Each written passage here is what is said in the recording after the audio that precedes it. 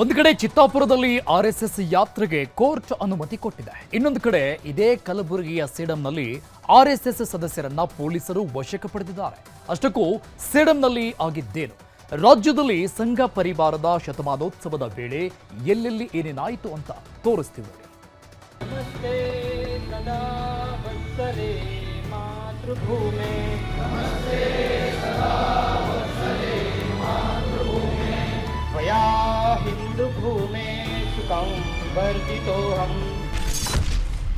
RSS ಗಣವೇಷಧಾರಿಗಳೆಲ್ಲ ಪೊಲೀಸರ ವಶಕ್ಕೆ. ಕಲಬುರಗಿಯ ಸೇಡಂನಲ್ಲಿ ಪರಿಸ್ಥಿತಿ ಉದ್ವಿಗ್ನ. ಕಲಬುರಗಿ ಜಿಲ್ಲೆಯ ಸೇಡಂನಲ್ಲಿ ಆರ್ಎಸ್ಎಸ್ ಪಥಸಂಚಲನ ಕಾರ್ಯಕ್ರಮ ಹಮ್ಮಿಕೊಂಡಿತ್ತು. ಆದರೆ ಸೇಡಂ ತಾಲೂಕು ಆಡಳಿತ ಪೊಲೀಸ್ ಇಲಾಖೆ ಅನುಮತಿ ಕೊಡಲಿಲ್ಲ. ಅನುಮತಿ ಕೊಡದಿದ್ರೂ ಪಥಸಂಚಲನ ಮಾಡಿದ್ದಕ್ಕೆ ನೂರಾರು ಆರ್ಎಸ್ಎಸ್ ಗಣವೇಷಧಾರಿಗಳನ್ನ ಪೊಲೀಸರು ವಶಕ್ಕೆ ಪಡೆದ ಘಟನೆ ಸೇಡಂನಲ್ಲಿ ನಡೆದಿದೆ.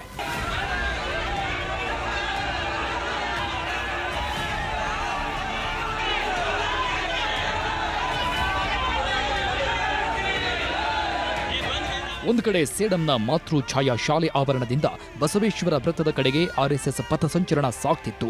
ಜನಾನು ಆರ್ಎಸ್ಎಸ್ ಪಥಸಂಚಲನ ಹೊರಟಿದ್ದ ನೂರಾರು ಗಣವೇಷಧಾರಿಗಳ ಮೇಲೆ ಹೂ ಹಾಕಿ ಸ್ವಾಗತಿಸುತ್ತಿದ್ರು. ಅಷ್ಟರಲ್ಲಿ ಪೊಲೀಸರು ಎಂಟ್ರಿ ಕೊಟ್ಟರು. ಗಣವೇಷಧಾರಿಗಳು ಹೋಗ್ತಿದ್ದ ಮಾರ್ಗದಲ್ಲೇ ವಶಕ್ಕೆ ಪಡೆದ್ರು.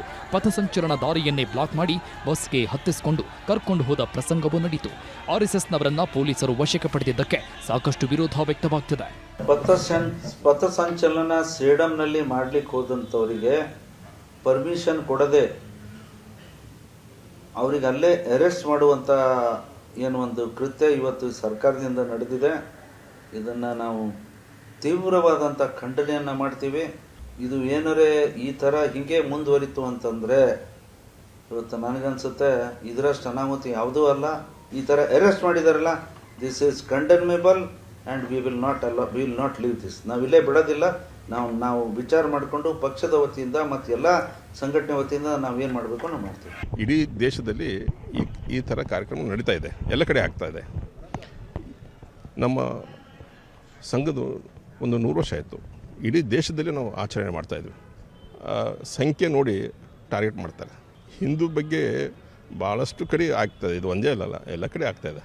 ಹಾಗಾಗಿ ಹಿಂದೂ ಅಂದ ತಕ್ಷಣ ಮೊದಲು ಹಾರು ಬೀಳ್ತಾರೆ. ಹಾಗಾಗಿ ಅದು ಆಗಬಾರ್ದು ಅಂತ ನಮ್ಮದು ಇಚ್ಛೆ ಪಡ್ಕೊಂಡು ನಾವು ಕೆಲಸ ಮಾಡ್ತಾಯಿದ್ವಿ. ಚಿತ್ತಾಪುರದಲ್ಲಿ ಆರ್ಎಸ್ಎಸ್ ಪಥಸಂಚಲನ ಕೋರ್ಟ್ಗೆ ಹೋಗಿದೆ.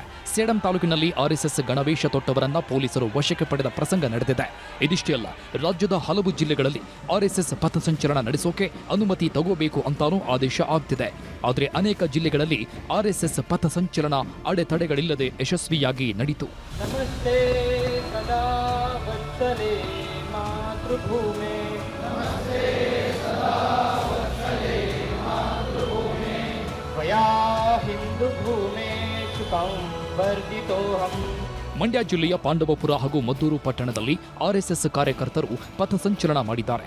ಪಥಸಂಚಲನದಲ್ಲಿ ಬಿಜೆಪಿ ಹಾಗೂ ಹಿಂದೂಪರ ಸಂಘಟನೆ ಪದಾಧಿಕಾರಿಗಳು ಭಾಗಿಯಾಗಿದ್ದು, ಪಥಸಂಚಲನದಲ್ಲಿ ಸಾಗಿದ ಗಣವೇಷಧಾರಿಗಳ ಮೇಲೆ ಜನ ಪುಷ್ಪವೃಷ್ಟಿ ಮಾಡಿದ್ರು.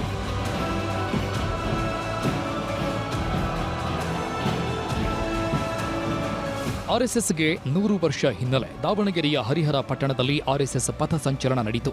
ಗಣವೇಷ ತೊಟ್ಟು ಲಾಠಿ ಹಿಡಿದು ನಗರದ ಪ್ರಮುಖ ಬೀದಿಗಳಲ್ಲಿ ಸ್ವಯಂ ಸೇವಕರು ಹೆಜ್ಜೆ ಹಾಕಿದ್ರು. ಎಸ್ಜೆವಿಪಿ ಕಾಲೇಜು ಮೈದಾನದಿಂದ ಪ್ರಾರಂಭವಾದ ಪಥಸಂಚಲನ ಗಾಂಧಿ ಮೈದಾನದಲ್ಲಿ ಮುಕ್ತಾಯವಾಯಿತು. ಪಥಸಂಚಲನದಲ್ಲಿ ನೂರಾರು ಸ್ವಯಂ ಸೇವಕರು ಭಾಗಿಯಾಗಿದ್ದರು. ಧಾರವಾಡ ಜಿಲ್ಲೆಯಲ್ಲೂ ಆರ್ಎಸ್ಎಸ್ನ ಸ್ವಯಂ ಸೇವಕರು ಪಥಸಂಚಲನ ನಡೆಸಿದರು. ಧಾರವಾಡ ಗ್ರಾಮೀಣ ಹಾಗೂ ನವಲಗುಂದ ಪಟ್ಟಣದಲ್ಲಿ ಪಥಸಂಚಲನ ನಡೆಯಿತು. ಧಾರವಾಡ ಗ್ರಾಮೀಣದಲ್ಲಿ ಗದಗ ಗ್ರಾಮದ ಸರ್ಕಾರಿ ಶಾಲೆಯ ಆವರಣದಿಂದ ಪಥಸಂಚಲನ ಶುರುವಾಯಿತು. ಇನ್ನು ನವಲಗುಂದ ಪಟ್ಟಣದ ಶಂಕರ ಕಾಲೇಜು ಆವರಣದಲ್ಲಿ ಪಥಸಂಚಲನ ನಡೆಯಿತು.